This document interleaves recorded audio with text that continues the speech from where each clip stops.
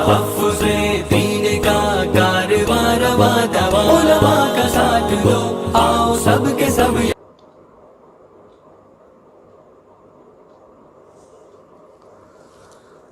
اب میں ایک بات مختصراً اور کہہ کر بس آج کی مجلس کو مکمل کروں گا کہ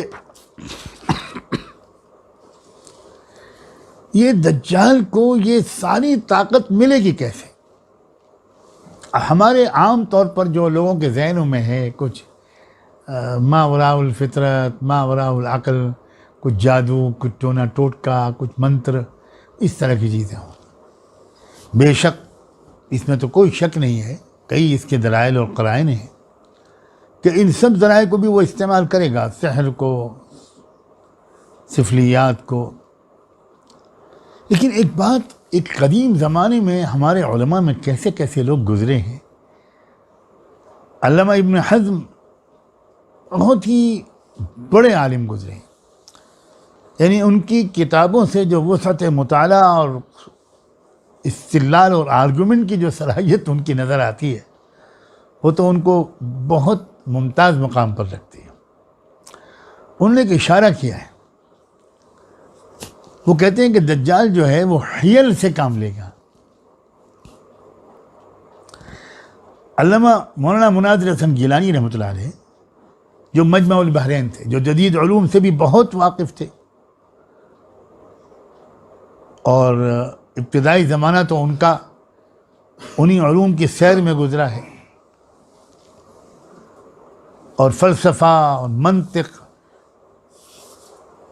لاجیکل جو سائنسز ہوتے ہیں ان کے بڑے ماہر تھے۔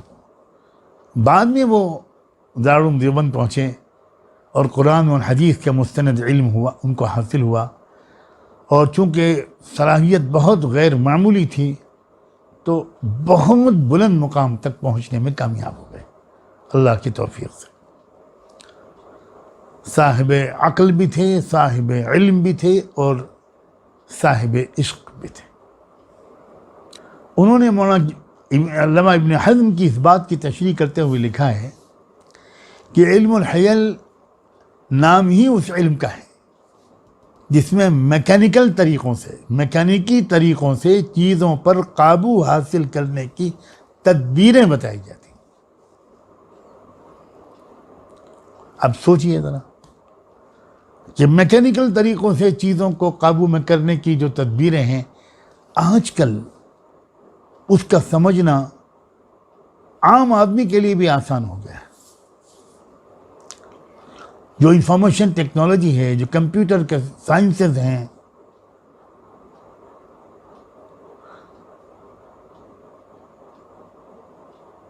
جو فضا میں چھوڑے جانے والے سیارے ہیں، کیا کہتے ہیں ان کو؟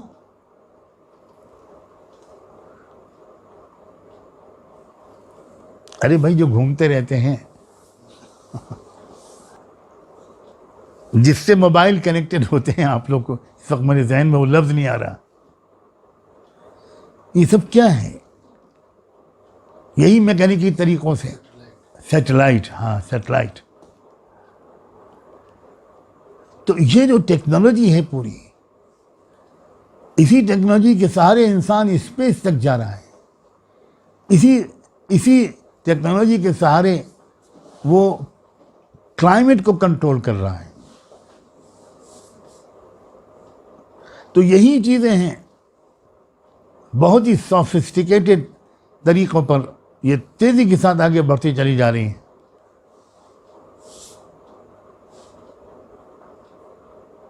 اب 2G اور 3G اور 4G اور اب 5G کے زمانہ آ گیا۔ یہ سب کیا ہے؟ یہی ہے علم الحیل، یہی ہے کائنات کے اندر جو سسٹم ورک کرتا ہے اس پر اسٹڈی کی جاتی ہے کہ بھئی یہ پانی برستا کیسے ہے،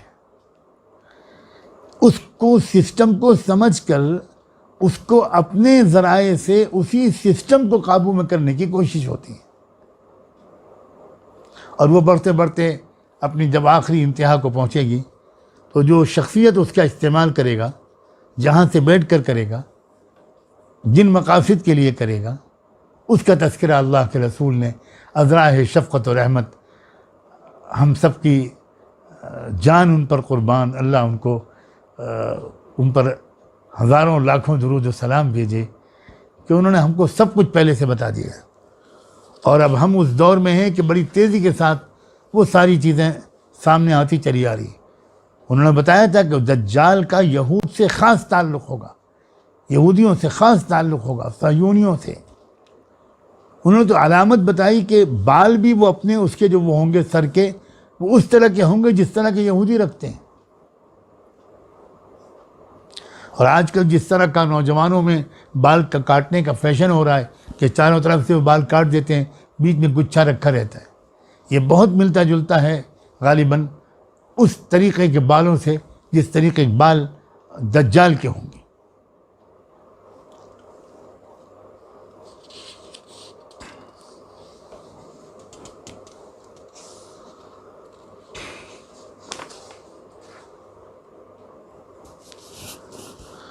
اب مجھے امید ہے کہ یہ بات آپ سمجھ گئے ہوں گے کہ اصل میں دجال کا فتنہ سائنس اور ٹیکنالوجی کے غلط استعمال کے ذریعے سے شروع ہوا ہے۔ سائنس اور ٹیکنالوجی کا استعمال جب تک پرامن مقاصد کے لیے ہوتا رہا تو انسانیت کی خدمت اور رب کی معرفت، ان دونوں کا یہ بہترین ذرائع اور وسائل تھے، اور اس کو بہت انکریج کیا تھا قرآن نے، بہت سکھایا تھا، بہت سمجھایا تھا۔ بلکہ میں تو ہمیشہ ایک بات کہا کرتا ہوں، لوگوں کو غور و فکر کی دعوت دیتا ہوں کہ مانا کہ محمد رسول اللہ صلی اللہ علیہ وآلہ وسلم کی آمد کے بعد دنیا میں اخلاقی انقلاب آیا، روحانی انقلاب آیا، لیکن صرف روحانی اور اخلاقی انقلاب آیا یہ بات صحیح نہیں ہے۔ ان کے آنے کے بعد مادی زندگی میں بھی انسانیت کی اور سائنس میں بھی، سائنسی شعبے میں بھی زبردست ترقی ہوئی۔ آخر اس اللہ کے رسول کی آمد سے پہلے ہزاروں سال سے دنیا آباد تھی، مگر سائنٹیفک ترقی ان کے آنے کے بعد ہی کیوں ہوئی؟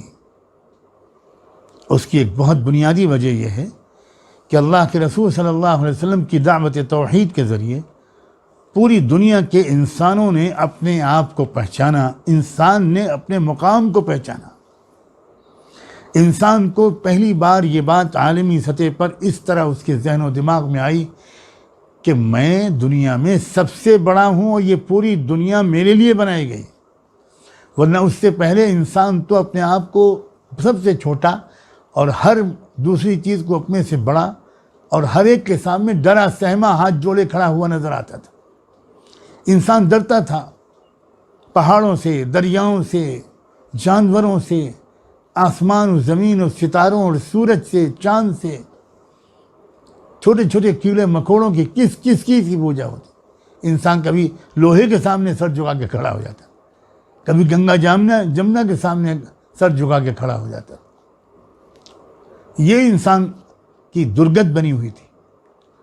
صلاۃ و سلام ہو محمد رسول اللہ صلی اللہ علیہ وآلہ وسلم پر کہ انہوں نے آ کر انسان کو اس کا مقام بتایا کہ تم تو وجہ تخلیق کائنات ہو، تم مقصود ہو، سورج چھوٹا ہے اور تمہاری خدمت کے لیے پیدا کیا گیا ہے، تم سورج کی عبادت کے لیے نہیں پیدا کیے گئے۔ لا تسجدوا للشمس ولا للقمر واسجدوا للہ الذی خلقہن، مت سجدہ کرو سورج اور چاند کے سامنے، مت سر جھکاؤ، اس رب کے سامنے سر جھکاؤ جس نے سورج اور چاند کو بنایا ہے۔ تو جب انسان کو یہ پتہ چلا تو وہ انگڑائی لے کر اٹھا اور اس نے خود اعتمادی کے ساتھ کائنات کی چھوٹی بڑی چیزوں پر تحقیق شروع کی اور یہیں سے سائنسی انقلاب آیا۔ ہے ہند میں انوکھا مرکز تحفظ دین یہ دین کا ترجمہ ہے، مرکز تحفظ دین